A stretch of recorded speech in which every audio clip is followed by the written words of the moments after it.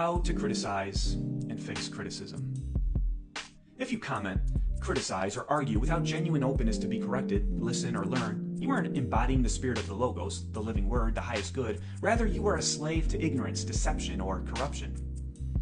There is a risk in criticizing. It isn't neutral. If your outward criticism is stronger than your inward criticism, then you run the risk of just being wrong. Jesus has a line about this, with the log in your eye and a speck in another's eye. Judge not, lest ye be judged is the same concept. Use the same standards of criticism inward as you do outward. If you want to be right, you need to prioritize figuring out where you're wrong. Your dogmatic insistence or passionate moral outbursts against your opponent, void of self-critique and change of mind, it ironically has you convicted of the same crime you are most often accusing your opponents of. You don't want that. There is no place, position, or point where reason isn't available for you to justify what you want and think. What do you think your enemies are using? If that doesn't awaken you to self-awareness, little else will.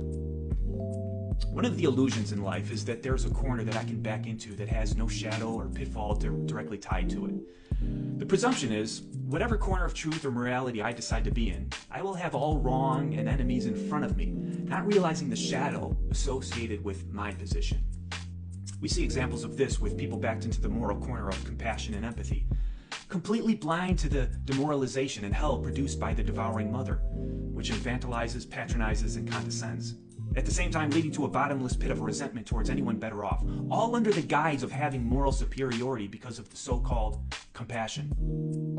Those who back into the corner of truth and fact often never see their arrogance, blinding them to what they don't know, or their desire for totalitarianism, which produces hostility and enslavement, all under the guise of righteousness, being right.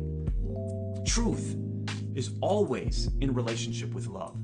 Love is always in relationship with truth.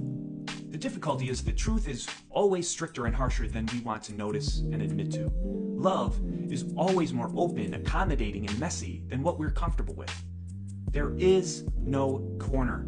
You have to come out to play, to contend, to wrestle. The suffering Savior is always the answer. The suffering Savior is the ultimate truth and the essence of love. We believe in this. We act this out when we think critically and when we engage in genuine dialogue. It's the willingness to speak, the priority to listen, and openness to change.